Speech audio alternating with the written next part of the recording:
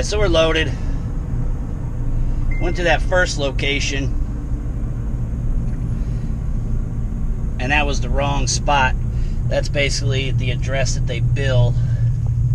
The actual location where the freight gets picked up was somewhere else.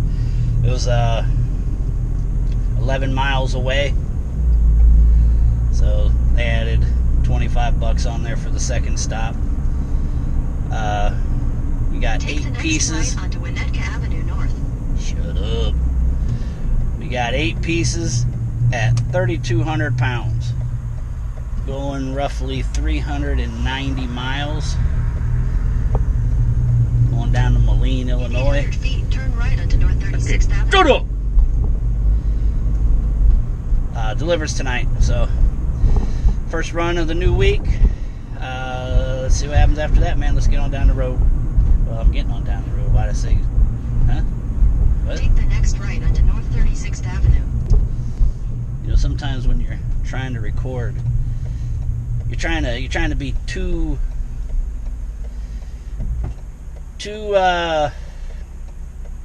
see, I can't even think because I'm being too that. Sometimes it's hard to just be natural because you just like worry about each person, what they're gonna think or do about it. You know, as far as 1.5 miles. they're gonna take offense to something sarcastic you said, which you try to tell yourself it don't matter at the end when it's all said and done because you can't please everybody. So yeah, you just try and be natural. So anyhow, while I'm sitting here blabbering, I am currently headed in the direction I need to go.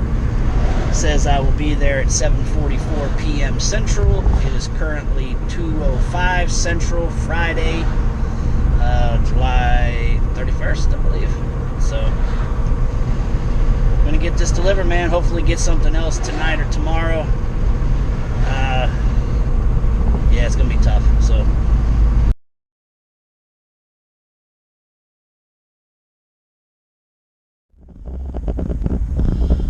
Here once before. It was nighttime. Played hell finding this place because there ain't nothing saying what this place is. The address doesn't even match up there on that sign. Turn right. So yeah, this was a pain in the ass.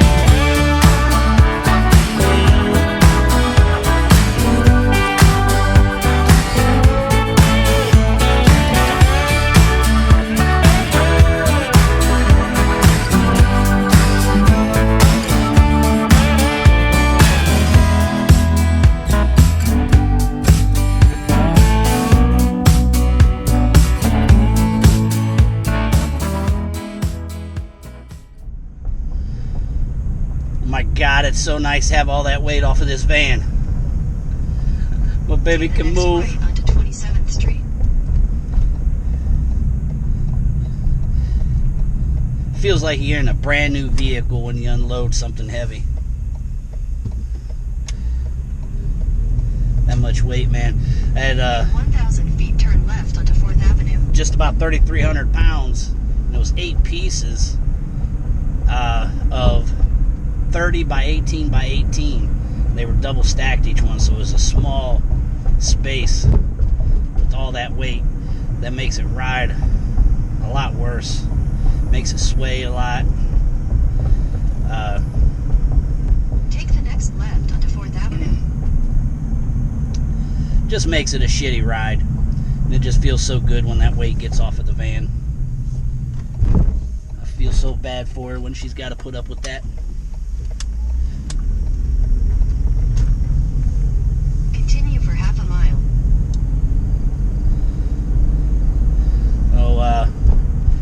Expediter occurrence what do we want to call these? Like over the road problems? Yeah, we'll call it that. Over the road driving problem number 1,572,000. You get off the interstate, cruising along for hours. In 1,000 Get feet, turn right shut on up. 19th Street, Martin Luther King Drive. You get to the end of the exit and you're coming to a stop, and your bladder's like, oh, bathroom break. And man, do you have to pee now.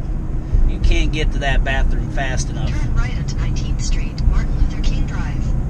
So for times like that, you should always keep an empty cup around, or a bottle, or something, because sometimes I'm telling you, you ain't gonna make it. You think I'm bullshitting you. When those wheels quit moving, your bladder, I don't know if it's that vibration of the road or what it is, man, or just conditioning or whatever, but that bladder is ready to let go now. So, be ready. I'm going up the road about 20 miles. There's a Flying J and a Loves in Davenport, Iowa. I've picked up a couple of times in that general area. There's a Loves going east as well, and a Pilot going south. Last time I was at that Pilot, I didn't get shit for a few days. I don't have anything that I've ever picked up over in that direction, so I'm going to go get right on top of where I've picked up before. Let's see how this works out for the week. So I'm going to go ahead and get my dinner started for later. Got this Hot Logic family size. Takes fits two of these. I think these are 6-cup dishes, Pyrex dishes. So that way I can cook like the meat in one and a side if there's a side or something in the other, whatever it may be. But yeah, I'm gonna put this on now. Cook these ribeye steaks. I'm only gonna cook one. Put the other one in a Ziploc bag for tomorrow or the next day or whatnot. But instead of having to clean them all the time, well, I shouldn't say don't clean them, but so that I don't have no crazy cleanups, I use foil to line them with.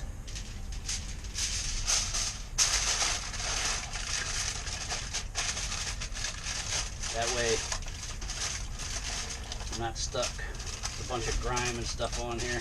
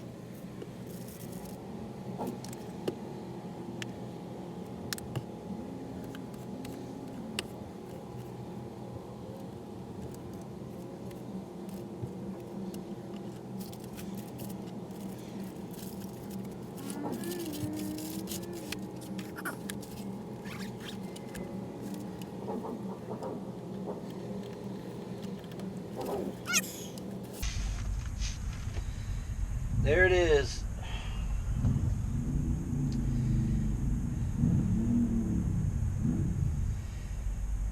It's 240 Central. This won't be as good as if it was on a grill or fried, but it will cook it. It's gonna hit. So delivered last night, over in Moline. Dispatch suggested that I move over towards Chicago a little more, so I came over here towards Joliet. I'm at a little pilot right now. Went this morning, did some shopping, re-upped on some groceries. Got me a new comforter set because my comfort is tearing to shit. And so is the sheet right there. But I've been using this comforter for 8 years, this sheet about 7 years, so yeah, it's about time to get rid of them. They're falling apart on me. Today's Saturday, so probably won't get anything out of here today. Be nice to get something on the weekend.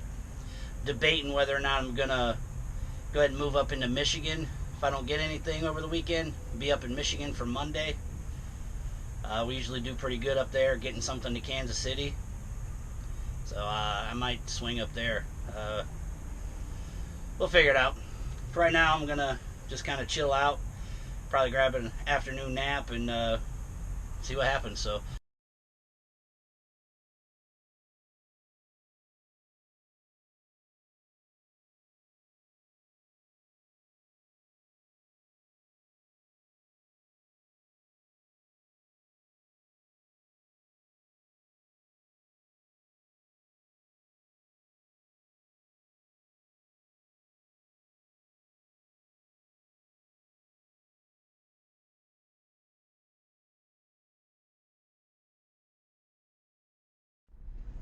Okay, so we're finally loaded.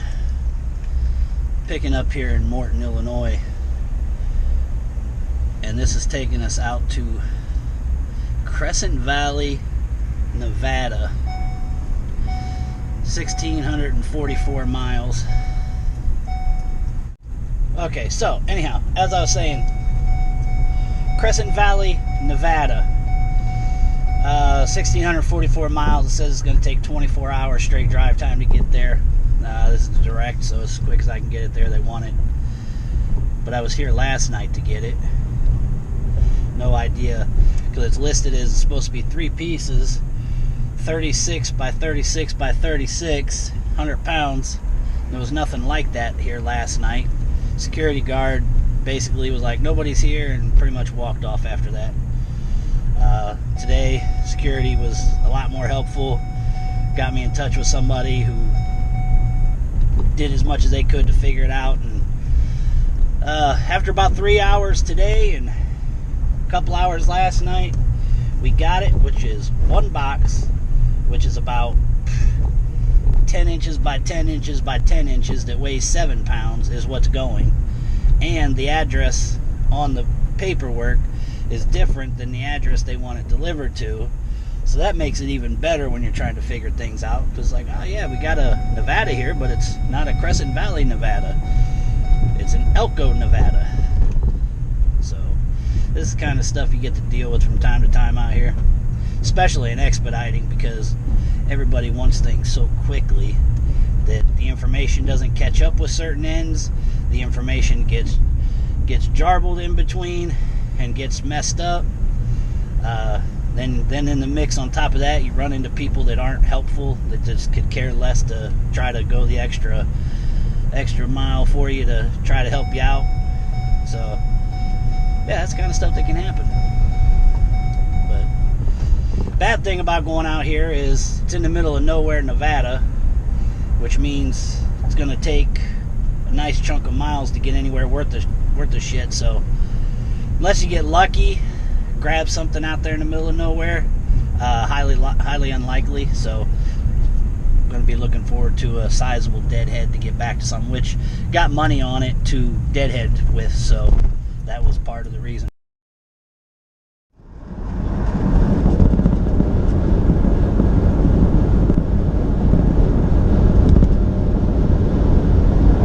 There goes the transportation industry famous Iowa 80.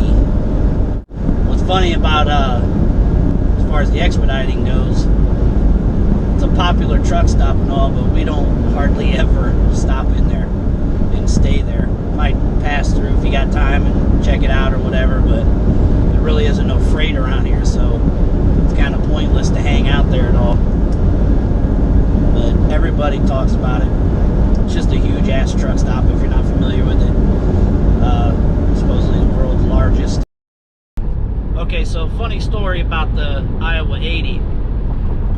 Back in 1997, my dad still had these flatbed pickup trucks, and I had taken some freight out here to Iowa. I can't remember what city it was, it's been so long. But my wife went with me, and she was pregnant with our daughter at the time. And on the way to the delivery, I was telling my mom, because she was the one running the dispatch. My dad had his own operating authority and everything at the time. And I was telling her that I don't have enough money to make it all the way back. I told her that plenty of times. She knew it even before I even left. She's supposed to send a ComData check to a location for us, but she hem-hauled and didn't do it. So she didn't want to let my dad know what was going on, so she was trying to get money elsewhere to send. And in the meantime, we had enough money to basically make it back to the Iowa 80, and then we was stuck at the Iowa 80 for about a day and a half. And now, mind you, didn't have no extra money. It was bucket seats in this pickup truck. She's pregnant. It's summertime. So yeah, it was pretty miserable. So now she can't stand Iowa 80. She hates that I even mention it to her. So every once in a while when I go by there, I usually take a picture of it and send it to her. Of course, she'll send me back saying fuck you. But yeah, fond memories, huh?